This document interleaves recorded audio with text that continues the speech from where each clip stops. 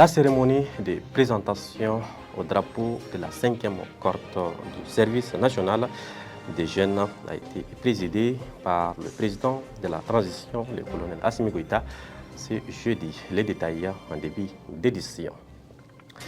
Mohamed Bil Traoré est désormais délégué spécial de la mairie de la commune 2 du district de Bamako. Et pour terminer, nous parlerons aussi du nouveau sélectionneur des Aigles du Mali, Tom Saint-Fiest. Voici les grandes lignes dans un instant pour le développement. Mesdames et messieurs, bonsoir et soyez les bienvenus. Je l'ai annoncé dans les titres. Le président de la transition, le colonel Assimi Goïta, a présidé ce jeudi la cérémonie de présentation au drapeau de la 5e cohorte du service national des jeunes.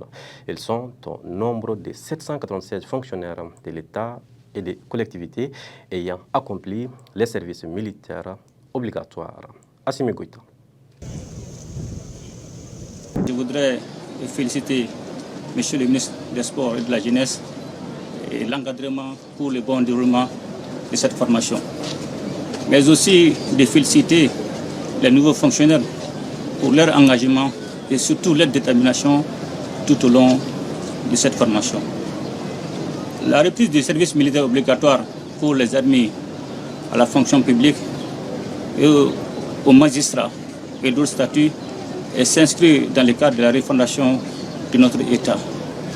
Et qui parle de la refondation parle forcément de l'homme qui est au cœur de toutes les actions. Donc cette formation, dont le premier objectif est de transformer l'homme pour les besoins du service public, tout en lui donnant un certain nombre de valeurs.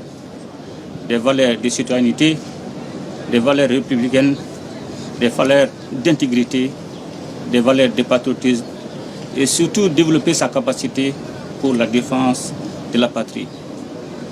La mise à disposition de la 5e cohorte va nous permettre d'atteindre deux objectifs. Et premièrement, de poursuivre le retour de l'administration et les services sociaux de base et surtout après la reconquête de la région de Kidal, les villes de Tessalit, Aguilok et Ber. Et aussi cet effectif au nombre de 796 va nous permettre de renforcer le vivier de la réserve stratégique et qui est composé non seulement des fonctionnaires ayant accompli le service militaire, mais aussi des militaires qui sont déjà à la retraite.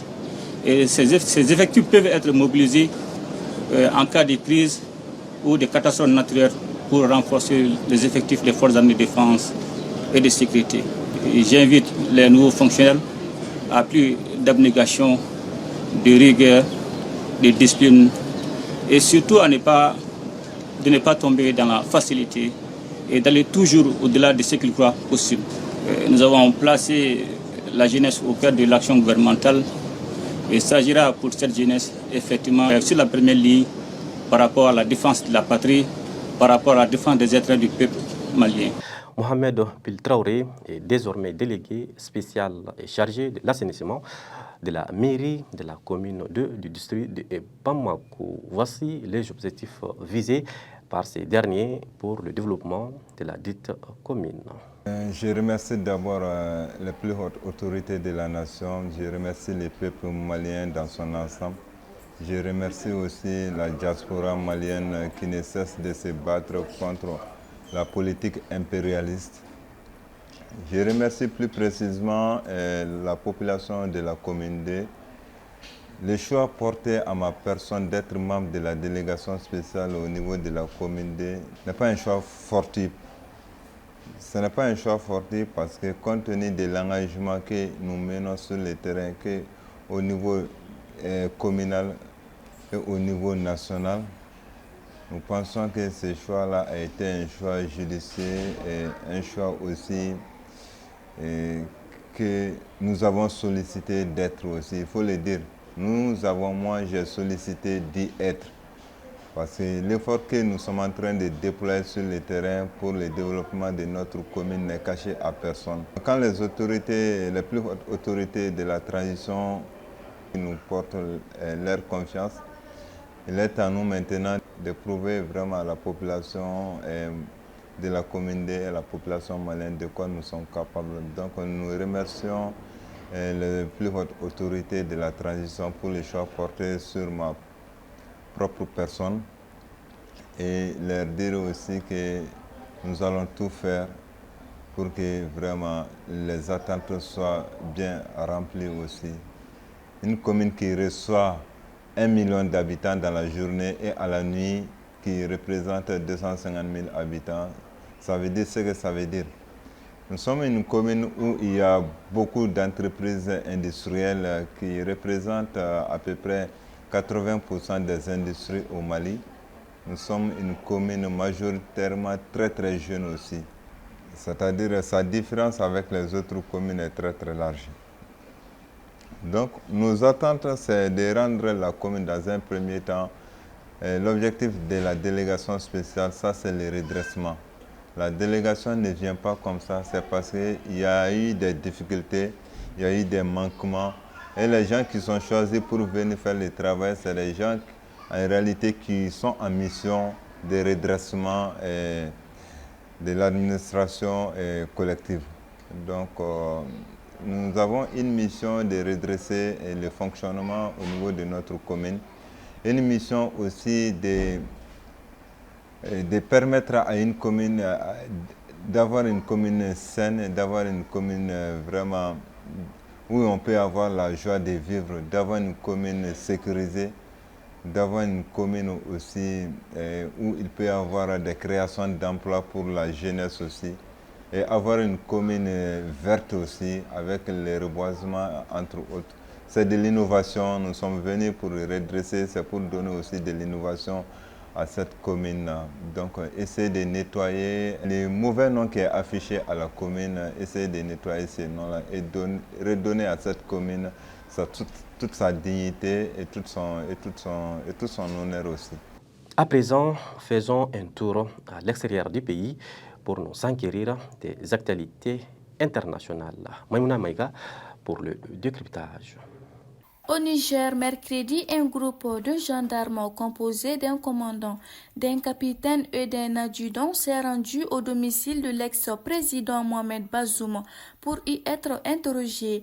L'audition, qui a duré près de 5 heures, s'est déroulée en présence de son avocat dans la résidence présidentielle à Niamey, où Mohamed Bazoum et son épouse sont retenus depuis le coup de force de juillet 2023. Les autorités militaires de Niamey l'accusent de haute trahison et d'apologie du terrorisme.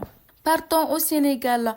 L'ancienne première ministre ex-cacique du pouvoir de Macky Sall accède au poste de haut président du président de la République, rapporte l'agence APS. Selon le décret lu au journal de 20h de la chaîne de télévision publique, l'ancienne première ministre Aminata Touré est nommée haut président du président de la République par le chef de l'État Bassirou Diomaye Faye, a annoncé la RTS mardi soir.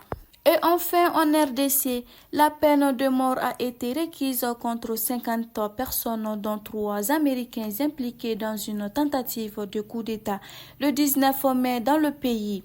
Le tribunal militaire de garnison de Kinshasa-Kombo, siégeant dans l'enceinte de la prison militaire de Ndolo, juge 51 prévenus pour la tentative de coup d'État menée par Christian Malagan tué lors de l'assaut. Et c'est tout pour l'actualité internationale d'aujourd'hui.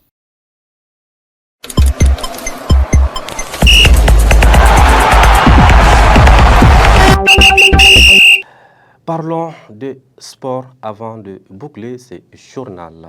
Tom Saint-Fiat est désormais le nouveau sélectionneur des Aigles du Mali. Il a été désigné ce mercredi 28 août 2024 par la Fédération malienne de football. A noter que Tom, le successeur d'Éric Sékouchel, est un ancien joueur belge âgé de 51 ans. Et c'est sur cette page sportive que nous bouclons cette édition. Merci de l'avoir suivi. Et excellente suite de programmes à toutes et à tous sur Andomédia. Merci beaucoup.